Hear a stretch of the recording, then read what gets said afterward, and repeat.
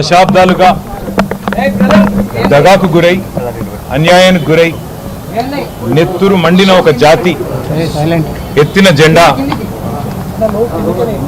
గులాబీ జెండా. సరిగ్గా 25 సంవత్సరాల కిందట త్యాగాల పునాదుల మీద ఆనాడు తనకు అప్పుడున్న పార్టీ ద్వారా సంక్రమించిన డిప్యూటీ స్పీకర్ పదవికి, శాసన సభ్యత్వానికి, అట్లాగే పార్టీలోని రాష్ట్ర బాధ్యతలకు అన్నిటికీ కూడా గుడ్ బై చెప్పి తెలంగాణ రాష్ట్రం ఏర్పడితేనే ఒక స్వీయ రాజకీయ శక్తిగా తెలంగాణ ప్రజలు ఎదిగితేనే ఈ ప్రాంత సమస్యలకి చరమగీతం పాడొచ్చు, శాశ్వతంగా ఈ ప్రాంతం గతంలో ఏదైతే సిరి సంపదలతో తొలతూగిందో అట్లా మళ్ళీ ఉద్భవించవచ్చు అనే ఆలోచనతో పెద్దలు కేసీఆర్ గారు ఆనాడు 25 వసంతాల కిందట పార్టీని ఏర్పాటు చేసి కొండా లక్ష్మణ్ బాపూజీ గారు ఇచ్చిన ఆశ్రయం జలదృశ్యంలో జెండా ఎత్తిన విషయం మీకు తెలుసు. మరి 25 సంవత్సరాల్లో ఒక అరుదైన చరిత్ర కలిగిన పార్టీ బీఆర్ఎస్ పార్టీ. మొదటి 14 ఏళ్లు తన పోరాటంతో తెలంగాణ ప్రజలను ఐక్యం చేసి తెలంగాణ జాతిని మొత్తంగా ఎక్కడికక్కడ లక్షల సంఖ్యలో సమీకరిస్తూ వారికి తెలంగాణ రాష్ట్ర ఏర్పాటు ఆవశ్యకతను బోధిస్తూ అంబేద్కర్ గారు చెప్పిన విధంగా బోధించు, సమీకరించు, పోరాడు అన్నట్టుగా అడుగడుగున పోరాటాలు చేస్తూ ఢిల్లీ మెడలు వంచిన పార్టీ ఈ గులాబీ జెండా పార్టీ, ఈ బీఆర్ఎస్ పార్టీ. 10 ఏళ్ల పాటు ప్రజలు అధికారం ఇస్తే మరి ఒక బాధ్యతగా భావించి రాష్ట్రం సాధించిన పార్టీకే ప్రజలు బాధ్యతనివ్వడాన్ని ఒక గౌరవంగా భావించి రాష్ట్రాన్ని అగ్రభాగాన 10 ఏళ్ల తన పరిపాలనలో నిలబెట్టిన నాయకుడు మహానాయకుడు కేసీఆర్ గారు. అట్లా నడిపిన పార్టీ బీఆర్ఎస్ పార్టీ. అదేవిధంగా గత 2.5 సంవత్సరాలుగా ఈ దుర్మార్గ అరాచక పాలనకు వ్యతిరేకంగా తెలంగాణలోని కోట్లాది మంది అణగారిన వర్గాల తరపున, అణగారిన ప్రజల తరపున ఇవాళ వారి గొంతుకై నిలుస్తున్నది బీఆర్ఎస్ పార్టీ. ఆనాడు 14 ఏళ్లు ఉద్యమ పార్టీగా, 10 ఏళ్లు అధికార పార్టీగా, గత 2.5 ఏళ్లు ప్రతిపక్ష పార్టీగా అన్ని పాత్రలు, ప్రజలిచ్చిన ప్రతి పాత్రను సమర్థవంతంగా పోషిస్తూ ఇవాళ భారతదేశ చరిత్రలోనే అతి కొద్ది పార్టీలు, 25 వసంతాలు పూర్తి చేసుకున్న పార్టీలు వేళ్ల మీద లెక్కబెట్టదగ్గ సంఖ్యలో ఉంటాయి. ఆ కోవన చేరింది బీఆర్ఎస్ పార్టీ కేసీఆర్ గారి నాయకత్వంలో. మళ్ళీ ఒకసారి ఈరోజు పునరంకితం అవుతున్నాం. ఖచ్చితంగా తెలంగాణ ప్రజలకు ఒక స్వీయ రాజకీయ అస్తిత్వం ఉండాలి అని ప్రొఫెసర్ జయశంకర్ గారు ఎప్పుడు ఏదైతే చెప్తా ఉండేవారో, ఎట్టి పనికైనా మట్టి పనికైనా మనవాడే ఉండాలని చెప్తా ఉండేవారో అట్లాగే మళ్ళీ పునరంకితం అవుతాం.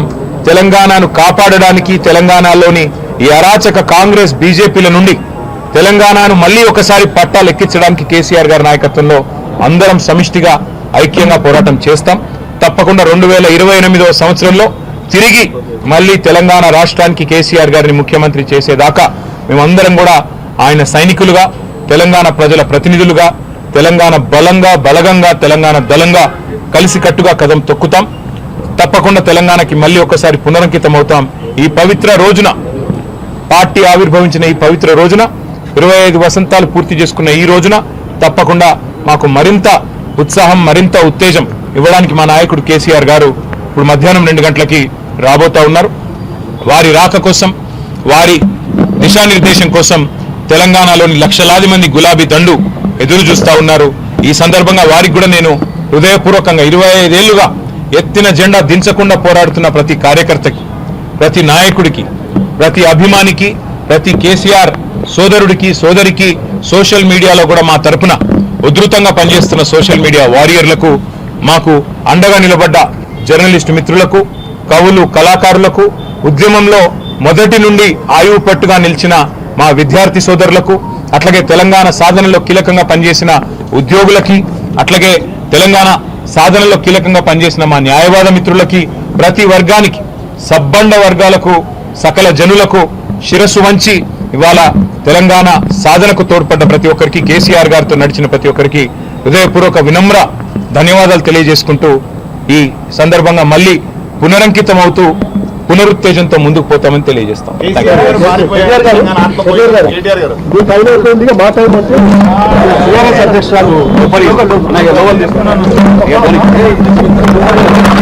చిన్న దశాబ్దాలుగా దగాకు గురై అన్యాయానికి గురై అవుతూ దశాబ్దాలుగా దగాకు గురై అన్యాయానికి గురై నెత్తురు మండిన ఒక జాతి ఎత్తిన జెండా గులాబీ జెండా. సరిగ్గా 25 సంవత్సరాల కిందట త్యాగాల పునాదుల మీద ఆనాడు తనకు అప్పుడున్న పార్టీ ద్వారా సంక్రమించిన డిప్యూటీ స్పీకర్ పదవికి, శాసన సభ్యత్వానికి, అట్లాగే పార్టీలోని రాష్ట్ర బాధ్యతలకు అన్నిటికీ కూడా గుడ్ బై చెప్పి తెలంగాణ రాష్ట్రం ఏర్పడితేనే ఒక స్వీయ రాజకీయ శక్తిగా తెలంగాణ ప్రజలు ఎదిగితేనే ఈ ప్రాంత సమస్యలకి చరమగీతం పాడొచ్చు. శాశ్వతంగా ఈ ప్రాంతం గతంలో ఏదైతే సిరి